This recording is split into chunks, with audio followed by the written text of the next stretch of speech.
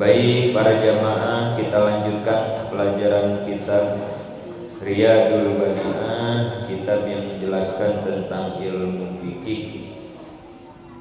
Kemarin kita sudah selesai membahas pasal tentang sholat sunat yang mengikuti kepada sholat fardu atau disebutnya sholat sunat rawatib. Sekarang kita lanjutkan pasal selanjutnya. Bismillahirrahmanirrahim. Faslun wa sunanul matlubati fis sholati nau'ani. Di dalam pasal ini akan menjelaskan sunat-sunat yang diperintahkan di dalam sholat, yang dipintah di dalam sholat.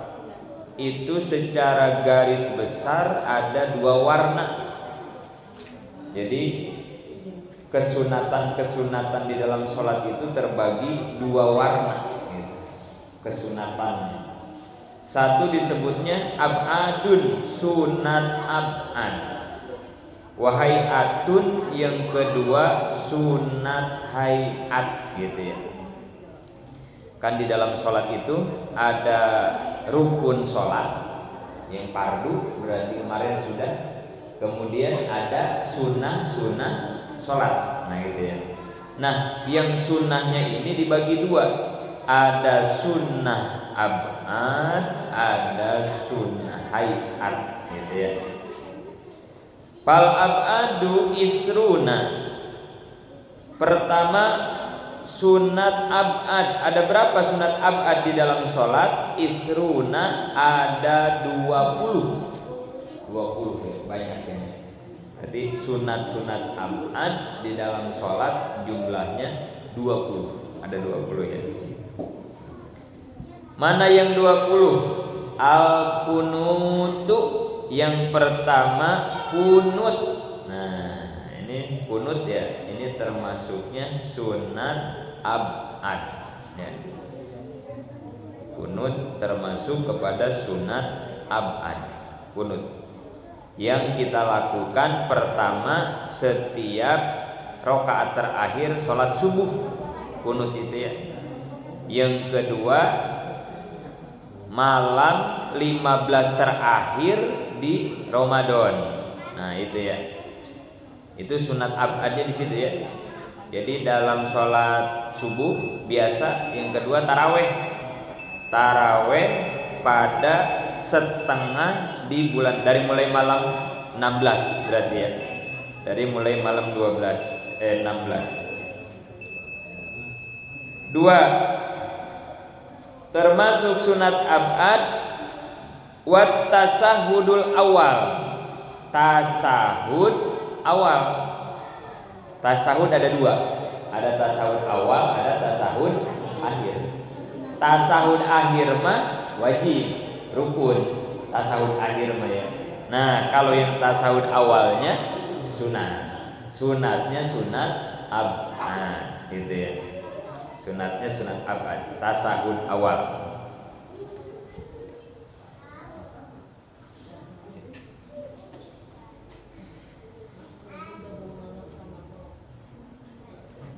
Kemarin sudah dibahas yang dimaksud dengan tasahud itu dari mulai at-tahiyyatu mubarakatus sholawatut thayyibatu lillah. Assalamu alayka ayyuhan nabiyyu wa rahmatullahi wa barakatuh. Assalamu alayna wa ala ibadillahis sholihin. Asyhadu an la ilaha illallah wa asyhadu anna muhammadar rasulullah. Sampai situ ya. Itu disebutnya tasahud. Nah habis tasahud dilanjut sholawat. Allahumma sholli ala sayyidina Muhammad. Kalau tasawuf awal sampai situ ya. Sholawatnya jangan ditambahin. Nih, jangan salah ya. Jadi kalau tasawuf awal salawatnya sampai situ doang ya. Jangan disamain kayak tasawuf akhir. Awas, yang ditambahin ya. Kemudian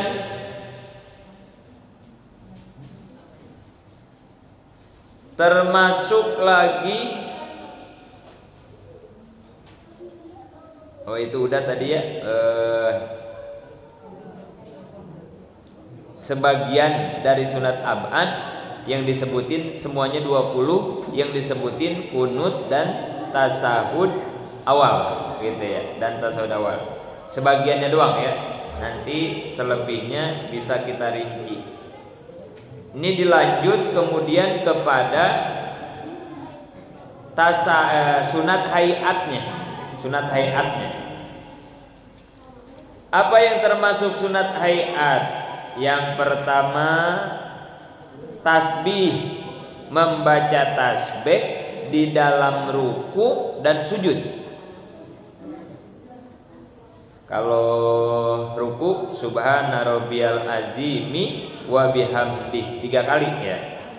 Kalau sujud subhana rabbiyal a'la wa bihamdih 3 kali. Nah itu ya. Itu membaca tasbih dalam ruku dan sujud itu termasuknya sunat hayat gitu ya, sunat hayat.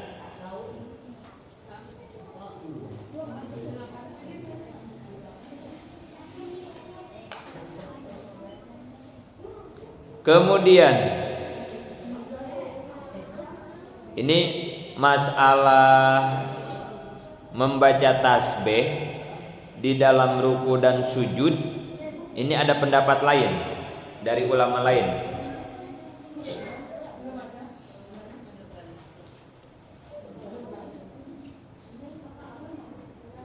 Wa min dawami ala tarki tasbih fir ruku wa sujud sakotot sahadatuhu.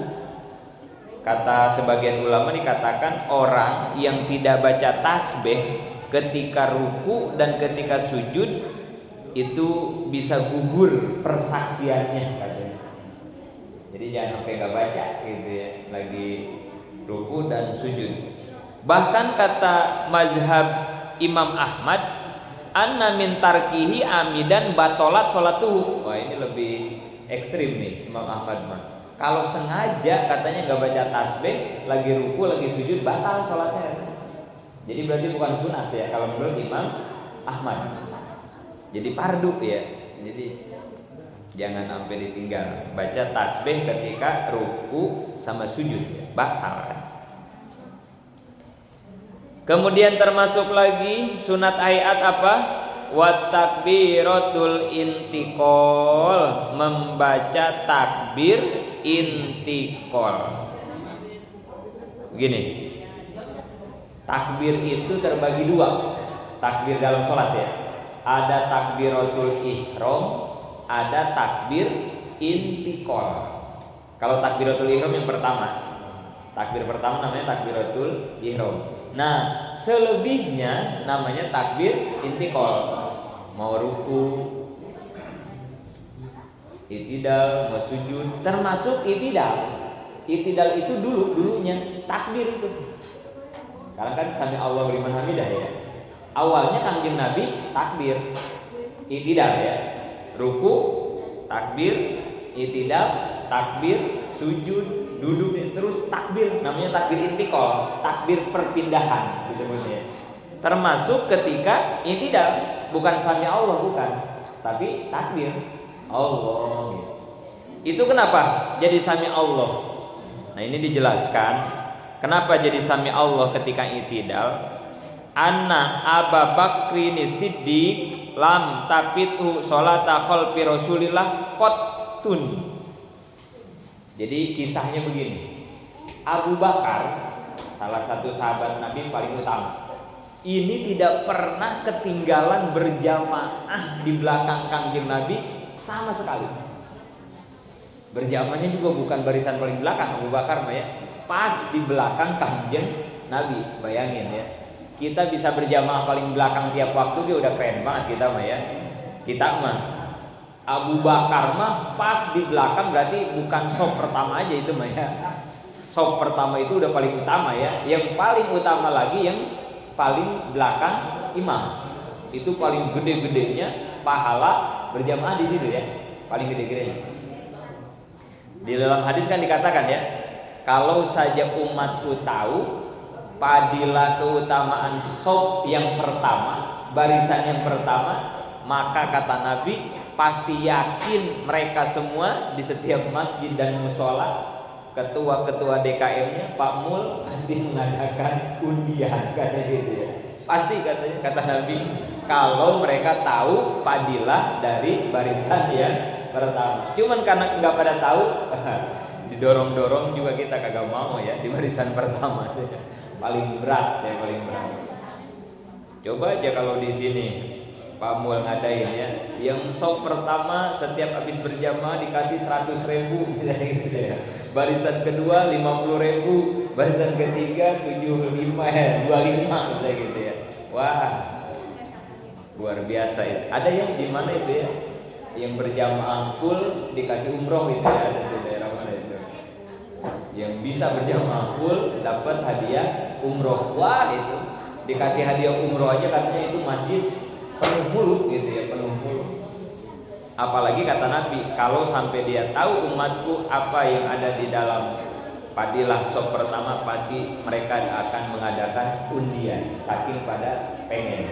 Tapi karena nggak tahu, ya santai-santai aja dah kita jadinya ya. Bahkan didorong-dorong juga nggak mau gitu ya.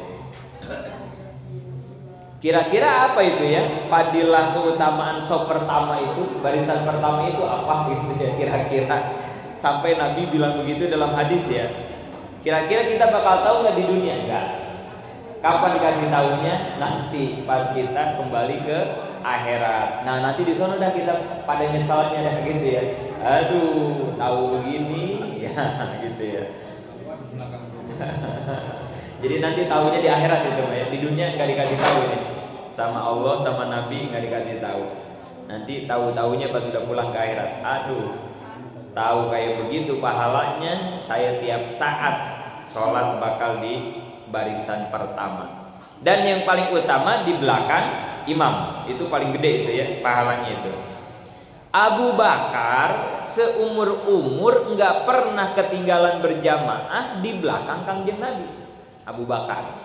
Suatu saat di sini dikatakan paja'a yauman waktu sholatil asri wa zonna anha patat.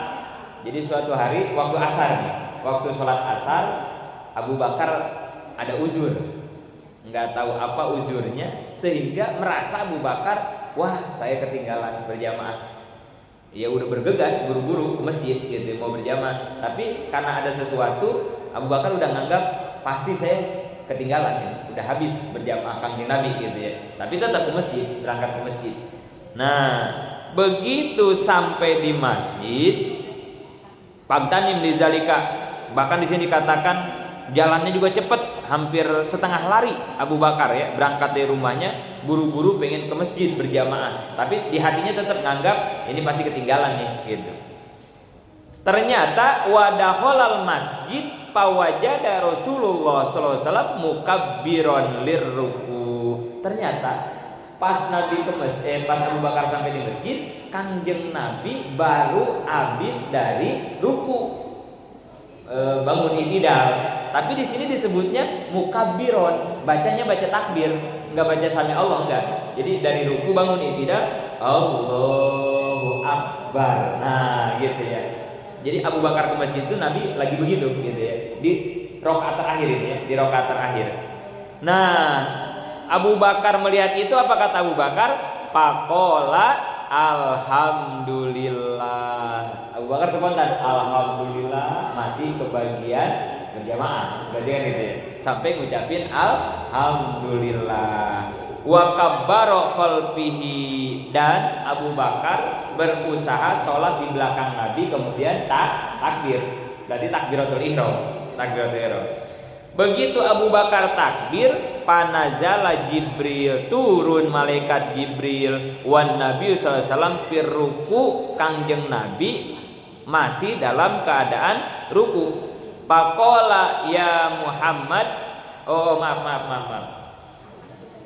Jadi gini, Abu Bakar sampai ke masjid, Kangjeng Nabi mukabbiron lirruku, bukan bangun dari ruku. Takbir mau ruku. Maaf, bukan takbir dari ruku ya, bukan ya. Tapi bacaannya takbir ya, belum sami Allah waktu itu ya, belum ya. Jadi baru mau ruku. Ya. Allahu Akbar. Abu Bakar nyampe ke masjid. Kata Abu Bakar, alhamdulillah masih kebagian, kan gitu ya. Langsung Abu Bakar takbir di belakang Nabi. Allahu Akbar, kan itu ya. Langsung ruku. Begitu lagi ruku, malaikat Jibril turun. Nabi lagi ruku nih berarti ya. Faqala ya Muhammad, hei Muhammad, kata Jibril dalam sholat ini ya. Sami'a, telah mendengar siapa Allahu Allah, liman, kepada orang, hamidahu, yang telah memuji Allah, gitu. Jadi kata Jibril, Muhammad, Allah barusan mendengar orang yang memuji Allah, yaitu Abu Bakar, gitu ya. Abu Bakar sampai kan tadi Abu Bakar langsung alhamdulillah, kata Abu Bakar begitu ya. Kata Jibril, Muhammad, Allah barusan ngedenger bacaan alhamdulillahnya seseorang, gitu kata malaikat Jibril. Pakul sami Allahu liman hamidah. Maka kata Jibril, Muhammad, bangun dari ruku. Nah gitu ya, bangun dari ruku, maka katakanlah sami Allahu liman hamidah. Sami'a, telah mendengar siapa Allahu Allah, liman, kepada orang, hamidah, yang memuji Allah. Jadi artinya begitu ya, sami Allah ya. Kalau Allahu Akbar kan Allah Maha Besar artinya ya. Kalau sami Allahu liman hamidah artinya Allah mendengar orang yang telah memuji Allah, yaitu Abu Bakar. Kenapa baca alhamdulillah? Karena pas ke masjid masih kebagian berjamaah dengan Kangjeng Nabi. Saking Abu Bakar mah nggak pernah ketinggalan berjamaah dengan Nabi. Maka ketika Abu Bakar di rumahnya nggak bakal ketinggalan, ternyata masih kebagian. Senangnya luar biasa gitu. Seneng banget, sampai alhamdulillah gitu dah gitu ya. Kalau kita mah aduh lama masih berjamaah kan gitu ya. Kenapa ini imam kagak tahiyat gitu ya. Biar saya kan nyusulnya sendirian lebih cepat gitu ya. Kita mah kadang males berjamaah, males gitu ya. Terutama kalau lagi sholat di tempat, di perjalanan ya, di rest area gitu ya. Ada orang lagi johor sendirian padahal nih ya. Kita mah kadang malas sholat imam sama dia gitu ya. Udah aja kita mau sholat lagi sendiri gitu ya. Aduh, saking ya berat-beratnya berjamaah gitu ya. Boro-boro pengen berjamaah. Ada yang lagi sholat sendiri gitu, kita nggak mau berjamaah biasanya gitu ya. Sendiri aja biar cepat gitu ya. Kan bagusnya mah di toel kan ya, kita ikut berjamaah itu ya, kasih isyarat disentuh ininya pundaknya kan gitu ya. Disentuh, nah tandanya kita ikut makmum sama dia kan gitu ya, makmum. Yang bagus makan begitu ya. Jadi kita ikut berjamaah. Tapi kadang ya males banget berjamaah tuh ya. Udah aja lah. Kadang di masjid ada 5 orang gitu ya, sholatnya masing-masing kayak gitu ya. Ya Allah gitu. Padahal hikmah dari berjamaah itu ngelembutin hati kita supaya kita terbiasa bersama gitu ya. Bersama. Orang yang kagak mau berjamaah, tandain aja dalam kita, ciriin. Pokoknya orang kalau nggak resep berjamaah, tandain aja. Pasti secara mental gitu ya, secara psikologinya susah disatuinnya, susah gitu. Alhamdulillah ya. Pengennya teh bisa aja, pengennya teh konflik, nggak mau akur teh nggak mau bareng-bareng. Nauzubillah. Kayaknya ulama kita luar biasa ya. Bukan hanya sholat di berjamaah ya, yasinan berjamaah, ahli, supaya melatih hati lembut, mentalnya mental bersama gitu. Jangan mental terpecah belah, jangan. Orang kalau udah biasa bersama, apa-apa gitu bareng aja. Ada yang kerja bakti bareng, pengen ikut, ada apa aja bareng-bareng pengen. Nggak mau memisahkan diri. Wa'tasimu bihablillahi jami'a wala tafarraqu. Berpegang teguhlah kepada agama Allah, jangan suka bercerai-berai. Al jama'atu rahmatun wal firqatu azabun. Berjamaah itu rahmat, sedangkan pecah belah adalah azab. Alhamdulillah ya. Jangan mau kita dipecah belah, jangan membiasakan diri memisahkan diri gitu, jangan. Makanya namanya juga ahli sunnah wal jamaah kan itu. Orang-orang yang resep bareng-bareng jamaah itu. Apa aja bareng-bareng, kegiatan yang bareng-bareng resep gitu.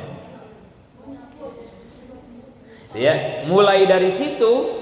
Nah, setiap i'tidal baca sami Allah. Mulai kejadian itu ya, kejadian Abu Bakar. Padahal mah awalnya mah semuanya baca takbir awalnya mah ya. Mau ruku takbir, mau i'tidal takbir, sujud takbir. Tapi gara-gara kejadian ini khusus dalam i'tidal jangan takbir, tapi bacanya sami Allahu liman hamidah. Nah, nanti dilanjutin ya. Rabbana walakal hamdu mil'us samawati wa mil'ul ardi wa mil'u ma syi'ta min syai'in ba'du gitu ya. Kemudian apalagi sunat hayat wa du'aul iftitah. Baca doa iftitah, sunat hayat itu ya. Baca doa iftitah itu. Habis takbiratul ihram, Allahu akbar kabira walhamdulillahi katsira. Doa iftitah itu ya. Itu sunat hayat itu. Beres doa iftitah apalagi? Ta'uz. Sunat hayat ta'uz. Jadi beres doa iftitah sebelum baca bismillah ta'uz dulu ya. A'udzu billahi minas syaitonir rajim. Baru bismillahirrahmanirrahim, kemudian Al-Fatihah, baca Fatihah ya. Itu sunat ayat. Kemudian apalagi sunat ayat? Wa ta'min, baca amin. Baca amin itu sunat ayat itu ya. Waladhdallin. Nah, itu sunatnya kalau amin jangan langsung amin, sunatnya. Jadi kalau udah waladhdallin baca dulu Rabbil firli wali walidayya amin. Nah, gitu ya. Jangan waladhdallin amin. Nah, jangan langsung gitu bagusnya.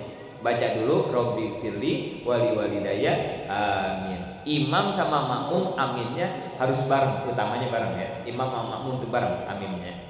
Amin. Sunat hayat. Wa ta'min ba'daha, amin setelah baca Al-Fatihah. Apalagi sunat hayat? Was suratu ba'da tamin, membaca surat setelah amin. Baca surat ya. Dan utamanya satu surat. Utamanya ya, satu surat. Jadi begini maksudnya. Jangan baca beberapa ayat yang panjang-panjang gitu ya, dibandingkan dengan baca surat walaupun pendek. Jadi utama baca inna atau inna walaupun hanya 3 ayat pendek-pendek, dibanding misalnya baca surat Al-Baqarah cuma 5 ayat doang gitu ya. Itu pahalanya gedean baca inna atau inna gitu. Lebih afdol. Karena bacanya surat. Jangan setengah surat, jangan sepertiga surat gitu. Jangan, harus satu surat. Apalagi kalau sanggup baca Al-Baqarah satu surat ya. Udah mah panjang, udah mah satu surat. Cuman kalau jadi imam jangan ya, ini sholat sunat gitu. Jadi imam baca Al-Baqarah mah kacau ya. Itu pak kalau lagi sholat sendiri lah.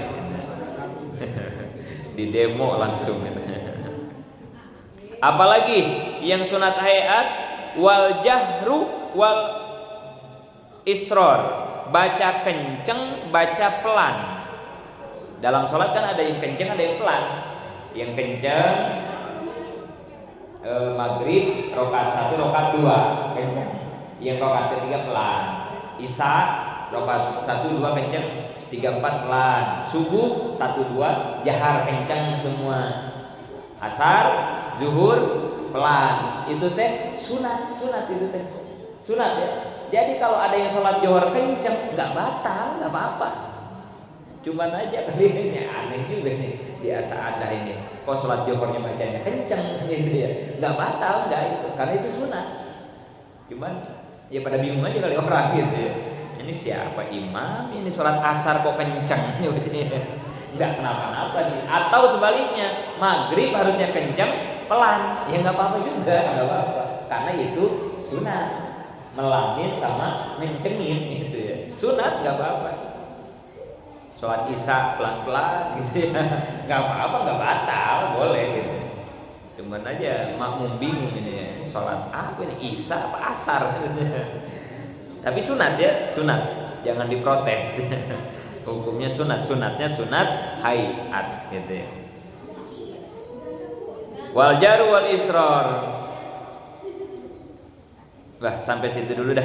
Nanti kita lanjutkan wa man taraka syai'an minal ab'ad amdan aw sahwan fasunnatulahu. Mudah-mudahan manfaat. Amin ya Allah ya rabbal alamin. Kita tutup dengan doa.